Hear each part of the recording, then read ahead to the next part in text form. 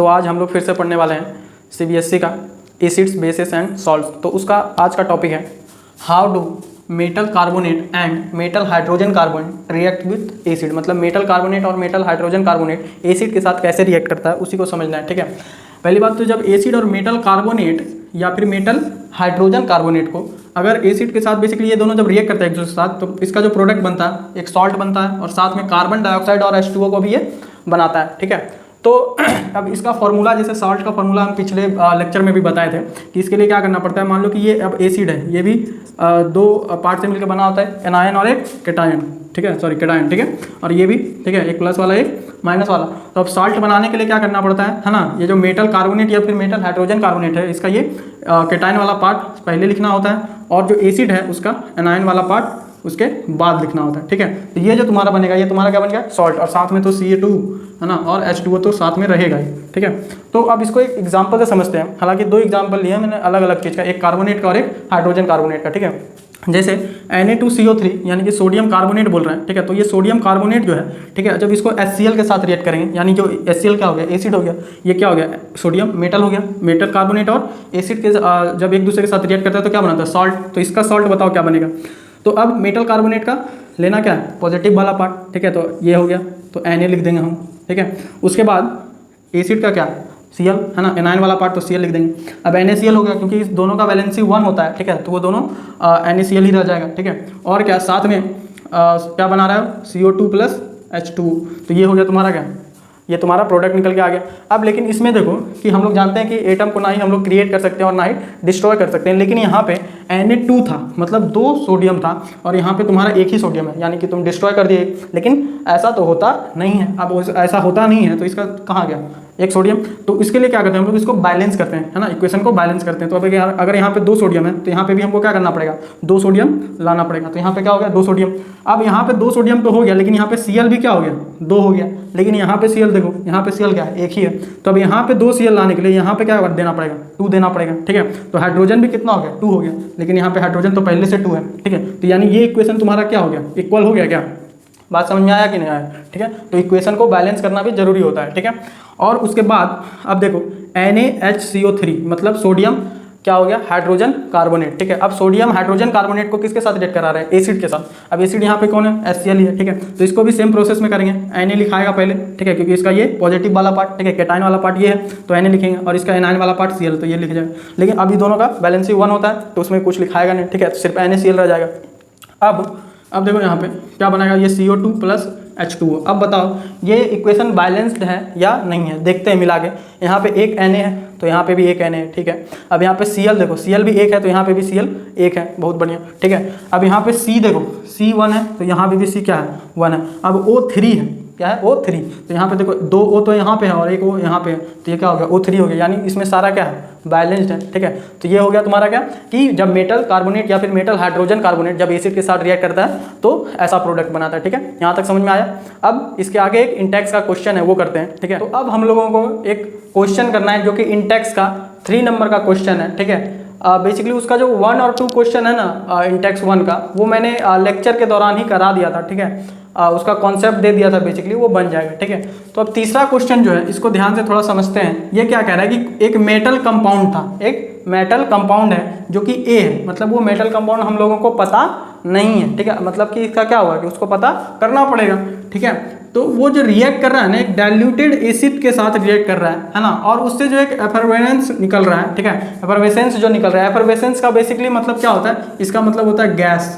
ठीक है, बस थोड़ा सा फैंसी नाम रख दिया कि बच्चा कंफ्यूज हो जाए। ठीक है, तो एफरवेसेंस जो है ये गैस जो निकल रहा है ये कौन सा गैस इवॉल्व हो रहा है एक्सटिंग्विशेस बर्निंग कैंडल है ना, ये ऐसा गैस इसमें से इवॉल्व हो रहा है जो कि बर्निंग कैंडल को क्या कर दे बुझा दे। ठीक है, तो अब जो फायर सब होता है ठीक है, अब जैसे कि फायर एक्सटिंग्विशर देखे हो तुम लोग है ना, तो उसमें कौन सा गैस होता है जो कि आग बुझाने के लिए इस्तेमाल होता है, उसमें होता है कार्बन डाइऑक्साइड। ठीक है, यानी इतना तो इससे पता चल गया बर्निंग कैंडल को बुझाने से तो इतना पता चल गया कि इससे गैस कौन सा निकल रहा है CO2 निकल रहा है। ठीक है, तो अब CO2 जो निकल रहा है अब क्या रहा है कि कह रहा है कि right a balanced chemical equation for the reaction. तो अब ये जो रिएक्शन हो रहा है ना इसके लिए हम लोगों को बैलेंस केमिकल इक्वेशन लिखना पड़ेगा, जिसमें कि वन ऑफ द कंपाउंड इसका दे दिया है वो क्या है कैल्शियम क्लोराइड। बताओ कैल्शियम क्लोराइड कंपाउंड दे दिया कि कैल्शियम क्लोराइड वो बना रहा है, मतलब ये हम लोगों को साल्ट पता चल गया है भाई साहब, ये क्या हो गया, कैल्शियम क्लोराइड सॉल्ट, ठीक है। तो ये हम लोगों को तो पता चल गया। अब हम लोगों को क्या क्या पता है वो सबको हम लोग लिखते हैं पहले, ठीक है। पहली बात तो ये पता नहीं मेटल कंपाउंड कौन सा है वो पता नहीं, तो इसके जगह पे डैश छोड़ देते हैं, ठीक है। अब इसको रिएक्ट जो करा रहे हैं, ठीक है, अब इसको जो रिएक्ट करा रहे हैं वो किसके साथ रिएक्ट करा रहे हैं, HCl के साथ रिएक्ट करा रहे हैं, ठीक है, हाइड्रोक्लोरिक एसिड, ठीक है। अब ये बना क्या कर रहा है, अब बोल रहा है कि सॉल्ट कौन सा बन रहा है, सॉल्ट बन रहा है कैल्शियम क्लोराइड यानी CaCl2 बना रहा है, ठीक है। यहाँ तक बात समझ में आ रहा है। अब CaCl2 कैल्शियम क्लोराइड का फॉर्मूला होता है भाई, ठीक है। उसके बाद अब कौन सा गैस रिलीज हो रहा है इसमें से, CO2, तो यहाँ पे CO2 भी हो गया। अब बताओ CO2 गैस को किससे इवॉल्व होता था, ठीक है, जो मेटल कार्बोनेट और hydrogen carbonate, metal hydrogen carbonate था वहीं से, ठीक है। लेकिन उसके साथ एक और चीज़ होता था क्या, H2O, तो यहाँ पे भी क्या लिख दिया अपने H2O, ठीक है। तो अब जैसे हम लोग फार्मूला से जब इधर दिया रहता था, है ना, जब इधर दिया रहता था उस फार्मूला से हम लोग बनाते थे CaCl2, है ना, कि मान लो कि ये जो अब यहाँ पे जो Ca है ना, तो हम लोग जो पहला दो ये लिखते थे, ठीक है, ये किसका लिखते थे हम लोग, ये लिखते थे हम लोग मेटल कार्बोनेट का, है ना, या फिर मेटल हाइड्रोजन कार्बोनेट का, ठीक है। तो यार भी मेटल का किसी भी, तो मेटल वाला का लिखते थे, तो ये मेटल वाला का लिखे हैं यानी कि Ca हो गया। इतना तो बात क्लियर है, ठीक है। अब Ca हो गया तो अब बेसिकली क्या कार्बोनेट वाला बना रहा है ना, ठीक है। तो यहाँ पे CaCO3 लिख देंगे, तो क्या हो गया कैल्शियम कार्बोनेट, इसका नाम क्या हो गया कैल्शियम कार्बोनेट, ठीक है। तो अब यानी कि कैल्शियम कार्बोनेट जब HCl के साथ रिएक्ट करता है तो क्या बनाता है CaCl2, ऐसा तो दे ही दिया गया, ठीक है। उसके बाद CO2 और H2। अब लेकिन क्या रहा है, बैलेंस्ड इक्वेशन बनाना है हम लोग को, कैसा बैलेंस्ड इक्वेशन। तो बैलेंस्ड इक्वेशन देख लेते हैं कि पहले बैलेंस है या नहीं है। एक Ca देखो, यहाँ पे एक Ca है, यहाँ पे भी एक Ca है, ये तो बराबर है, ठीक है। उसके बाद यहाँ पे एक एक्स्ट्रा C है, यहाँ पे भी देखिए एक्स्ट्रा C है, ठीक है। O3 है, यहाँ पे O2 है और एक यहाँ पे भी, तो 2 और 1 कितना हो गया, यहाँ पे 3O हो गया, तो यानी ये वाला तो पूरा बराबर है। अब यहाँ पे देखो Cl, यहाँ पे देखो Cl2 है, मतलब अब Cl बराबर नहीं है, यहाँ पे 2 और यहाँ पे एक ही है, तो यहाँ पे बराबर करने के लिए क्या देना होगा, इसके आगे में 2 देना पड़ेगा, है ना। अब 2 दिए तो यहाँ पे H2 हो गया, तो यहाँ पे तो H पहले से 2 है, ठीक है। तो ये क्या हो गया, तुम्हारा इक्वेशन बराबर हो गया और पता भी चल गया, है ना, कि कौन सा मेटल कंपाउंड यहाँ पे था। बात समझ में आया यहाँ तक, आई होप कि समझ में आया हो, ठीक है। अब इसके बाद आगे देखते हैं अगला टॉपिक। हमारा अगला जो टॉपिक है वो क्या है, how do acid and bases react with each other. अब समझना है कि एसिड और बेस जो है ना एक दूसरे के साथ कैसे रिएक्ट करता है, ठीक है। अब उसको समझना है। पहली बात तो हम लोगों को उसको इक्वेशन बनाना पहले सीखना होगा, ठीक है। तो इसमें भी क्या करना है, जैसे एसिड का पहले भी क्या लेते थे एनायन पार्ट, तो इसमें भी हमेशा एनायन पार्ट ही लेंगे, ठीक है। तो बेस का पहले जो केटायन पार्ट होगा उसको लिखेंगे यहाँ पे, ठीक है, तो C+ हो गया, और एसिड का कौन एनायन पार्ट, तो यहाँ पे ये B- हो गया, तो ये फार्मूला से आपका सॉल्ट बन जाएगा, ठीक है। और साथ में क्या वाटर, यानी जब एसिड और बेस एक दूसरे के साथ रिएक्ट करता है ना तो वो सॉल्ट और क्या बनाता है, वाटर बनाता है, ठीक है। इन सब चीज़ों को याद रख लिया करो, ठीक है, काम आएगा काफ़ी ज़्यादा, ठीक है। और क्या कि यहाँ की तो ये पता चल गया कि एसिड और बेस जब एक दूसरे से रिएक्ट करते हैं ना तो वो क्या बनते हैं, सॉल्ट और क्या बनाते हैं, सॉल्ट और वाटर बनाते हैं, ठीक है। फॉर्मूला बनाने समझिए, ठीक है। और ये जो प्रोसेस होता है ना, ये जो रिलेशन होता है बिटवीन एसिड एंड बेस, क्या to give salt and water, ठीक है। अब एसिड बेस मिलाने पर जो सॉल्ट और वाटर जो बनता है ना, ठीक है, इस पूरे जो रिलेशन होता है इसका यही क्या कहलाता है, न्यूट्रलाइजेशन रिएक्शन कहलाता है। क्या कहलाता है, न्यूट्रलाइजेशन रिएक्शन इसलिए कहलाता है क्योंकि जब एसिड और बेस मिलता है, ठीक है, तो वो क्या कर देता है, एक दूसरे को न्यूट्रलाइज कर देता है, फिर वो चीज़ ना एसिडिक रह जाती है और ना ही वो बेसिक रह जाती है, ठीक है, वो न्यूट्रलाइज कहलाता है, ठीक है। यहाँ तक बात समझ में आया। जैसे कि एग्जाम्पल में देख लो कि जैसे हम लोगों को जब एसिडिटी हो जाता है ना, इनो देखो, इनो खा लेते हैं हम लोग, ठीक है, इनो घोर के पी लेते हैं, ठीक है। तो वो क्या करता है, बेसिकली इनो जो होता है वो क्या होता है, बेस होता है, ठीक है। और जो एसिडिटी हम लोगों के स्टोमक में बना होता है, ठीक है, वो उसको जाके क्या कर देता है, न्यूट्रलाइज कर देता है। बात समझ में आया। अब हमारे पास एक एग्जाम्पल भी है इसके लिए, ठीक है। पहला है क्या, NaOH + HCl। NaOH क्या हो गया, बेस हो गया, ठीक है, सोडियम हाइड्रोक्साइड हो गया, ठीक है। और क्या, HCl एसिड हो गया, ठीक है। अब फॉर्मूला बनाने क्या सीखे, बेस का पहले प्लस वाला पार्ट, तो बेस का प्लस वाला पार्ट कौन सा हो गया, Na, तो Na लिख दिए। और एसिड का कौन सा, यहाँ पे है ना एनाइन पार्ट, तो एनाइन इसका क्या हो गया, Cl हो गया, तो NaCl हो गया, तुम्हारा क्या सॉल्ट बन गया, ठीक है। और क्या बना रहा है, और साथ में क्या बनाता है, वाटर बनाता है, यानी कि H2O, तो यहाँ पे क्या लिख देंगे H2O, ठीक है। अब NaCl इसका तो हम पता ही है, बैलेंसी 1 होता है इसलिए NaCl सिर्फ लिखा हुआ है, ठीक है। और एक्यूरेट रखने के लिए क्या यहाँ पे एक्वस भी लिख सकते हो, ठीक है, और यहाँ पे लिक्विड ऐसा लिख सकते हो, ठीक है। NCERT बोलते हैं, CBSE वाला बोर्ड वाला थोड़ा खुश हो जाएगा इक्वेशन देख के, ठीक है, तो ऐसे भी लिखते हैं हम लोग, ठीक है। यहाँ तक बात समझ में आया। अब आगे का टॉपिक को समझते हैं। तो अगला टॉपिक है हमारा reaction of metallic oxide with acid, मतलब मेटलिक ऑक्साइड को जब एसिड के साथ रिएक्ट कराएंगे तो क्या प्रोडक्ट बनेगा उसको समझते हैं। पहली बात तो यहाँ समझना है कि कोई भी एक मेटल ऑक्साइड लेना पड़ेगा, ठीक है, और जब उसको एसिड के साथ रिएक्ट कराते हैं ना तो वो बनाता है सॉल्ट और वाटर। सॉल्ट और क्या बनाता है? वाटर बनाता है। अब ध्यान में लाओ कि सॉल्ट और वाटर कब बना था? जब एसिड और बेस को एक साथ मिलाए थे तब बना था क्या? सॉल्ट और वाटर बना था, ठीक है। लेकिन यहाँ पे मेटल ऑक्साइड को भी एसिड के साथ अगर रिएक्ट करवा रहे हैं तो भी सॉल्ट और वाटर बना रहा है। इसका मतलब क्या हुआ? इसका मतलब ये हुआ कि ये जो मेटल ऑक्साइड है ना, ये कैसा होगा? ये होगा बेसिक इन नेचर, ठीक है, बेसिक नेचर का होगा ये वाला, तब ना एसिड के साथ मिलकर क्या बना रहा है? सॉल्ट और वाटर बना रहा है। बात समझ में आया? एक एग्जांपल समझते हैं। यहाँ पे मैंने लिया है क्यूप्रिक ऑक्साइड और HCl, ठीक है। तो क्यूप्रिक ऑक्साइड मतलब कॉपर ऑक्साइड का जो है ना दो फॉर्म एग्जिस्ट करता है, ठीक है, एक क्यूप्रिक है क्यूप्रस, ठीक है। तो क्यूप्रिक का वैलेंसी 2 होता है, ठीक है, और क्यूप्रस का वैलेंसी 1 होता है। तो मैंने यहाँ पे क्यूप्रिक ऑक्साइड लिया है, ठीक है। तो अब एक तो ये मेटल ऑक्साइड हो गया। अब अगर इसको एसिड के साथ रिएक्ट करा रहे हैं तो ये क्या बनाएगा? एक तो ये सॉल्ट क्या बनाएगा? Cu इसका आ गया, ठीक है, और Cl इसका आ गया, ठीक है। अब इसका वैलेंसी कितना होता है? 2 होता है, तो इसका वैलेंसी इस पे एक्सचेंज हो जाएगा, और इसका तो 1 होता है तो यहाँ पे यही रह जाएगा Cu, ठीक है। और साथ में क्या? वाटर भी फॉर्म कर ही रहा है, ठीक है, तो यहाँ पे H2 हो गया, ठीक है। तो एक एग्जांपल इसका हो गया किसका? मेटलिक ऑक्साइड का, जब एसिड के साथ रिएक्ट करता है तब, ठीक है। अगला, जब नॉन मेटलिक ऑक्साइड किसके साथ? बेस के साथ जब रिएक्ट करता है तो क्या प्रोडक्ट बनाता है उसको समझना है, ठीक है। तो अब कोई मान लो कि एक नॉन मेटलिक ऑक्साइड ले लेते हैं, ठीक है, अगर उसको बेस के साथ रिएक्ट किए हैं, ठीक है, तो पर भी वो क्या बना रहा है? सॉल्ट और वाटर। देखो यहाँ भी सॉल्ट और वाटर बना रहा था, यहाँ भी सॉल्ट और वाटर बना रहा है, और जब एसिड और बेस में रिएक्ट कराए थे तो उसमें भी सॉल्ट और वाटर बना रहा था, ठीक है। तो अब यहाँ पे देखो, यहाँ पे एसिड पहले से था और ये मेटल ऑक्साइड था, है ना, तो इससे हमको पता चला कि ये metal oxide basic in nature है, ठीक है। लेकिन यहाँ पे बेस तो पहले से दिया हुआ है, और लेकिन बेस दिया हुआ है और ये जो नॉन मेटलिक ऑक्साइड है ये दोनों रिएक्ट करके सॉल्ट और वाटर बना रहा है। इसका मतलब कोई एक तो एसिड होगा ना, ये तो बेस है, तो ये भी क्या, यानी कि नॉन मेटलिक ऑक्साइड जो होगा ये कैसा होगा? एसिडिक, है ना, एसिडिक इन क्या? नेचर। बात समझ में आ रहा है कि नहीं आ रहा? ये वाला क्या होगा? एसिडिक इन नेचर होगा, तभी तो सॉल्ट और वाटर बना रहा है बेस के साथ मिलके। बात समझ आया? एक एग्जांपल देखते हैं, ठीक है। एग्जांपल यहाँ पे कैल्शियम हाइड्रोक्साइड का, ठीक है। कैल्शियम हाइड्रोक्साइड को एक नॉन मेटलिक ऑक्साइड, यानी नॉन मेटल ये गैस है, ठीक है, कार्बन डाइऑक्साइड, ठीक है, तो इसके साथ अगर रिएक्ट कराते हैं हम लोग, ठीक है, तो क्या बनाएगा? यहाँ बनाएगा CaCO3 प्लस साथ में क्या? H2O, ठीक है। तो यानी कि ये जो स्लेक्ट लाइम था, है ना, कैल्शियम हाइड्रोक्साइड को क्या बोलते हैं? स्लेक्ट लाइम भी बोलते हैं। क्या बोलते हैं? स्लेक्ड लाइम, ठीक है। और ये बनाया क्या? इसको क्या बोलते हैं? लाइम स्टोन भी बोलते हैं, ठीक है। CaCO3, है ना, किसका फॉर्मूला होता है? लाइम स्टोन का, ठीक है। अब यहाँ पे ये जो सॉल्ट बना तुम्हारा, ठीक है, ये समझ में आ गया कि कैसे बना, ठीक है। अब जो हमको समझना है, अब हम लोग को समझना है कि what do all acids and bases have in common, मतलब सभी एसिड और बेसिस में क्या कॉमन चीज़ें होती हैं, ठीक है। सबसे पहले कि ये कॉमन होता है, एसिड और बेस दोनों में एक चीज़ कॉमन होता है, क्या? H प्लस आयन और OH माइनस आयन, ठीक है। H प्लस आयन और OH माइनस आयन, क्या क्या? देखो इसमें भी OH माइनस और H प्लस है, इसमें भी OH माइनस और H प्लस है। लेकिन अब डिफरेंस इसमें थोड़ा सा ये होता है कि एसिड में जो है ना, अगर जो भी एसिडिक नेचर का होता है उसमें H प्लस आयन, उसमें क्या? H प्लस आयन जो होता है वो क्या होता है? ज़्यादा होता है, और OH माइनस आयन जो होता है वो क्या होता है? कम होता है, ठीक है। इसी वजह से एसिडिक किसी चीज़ का जो नेचर होता है वो किसके वजह से होता है? H प्लस आयन के वजह से होता है। किसके वजह से? H प्लस आयन ही रिस्पॉन्सिबल होता है किसी कंपाउंड का एसिडिक नेचर के लिए, ठीक है। और बेसिस में क्या होता है? उसका उल्टा होता है, ठीक है। बेसिस में क्या होता है? अब देखो दोनों में दोनों आयन्स होते हैं, H प्लस और OH माइनस दोनों में होते हैं, लेकिन अंतर हो जाता है क्या? कंसंट्रेशन का। अगर किसी कंपाउंड में H प्लस आयन का कंसंट्रेशन ज़्यादा है तो वो कैसा नेचर का हो जाएगा? एसिडिक नेचर का। और किसी कंपाउंड में H प्लस आयन का कंसंट्रेशन कम और OH माइनस का ज़्यादा है, ठीक है, तो वो कैसा हो जाएगा?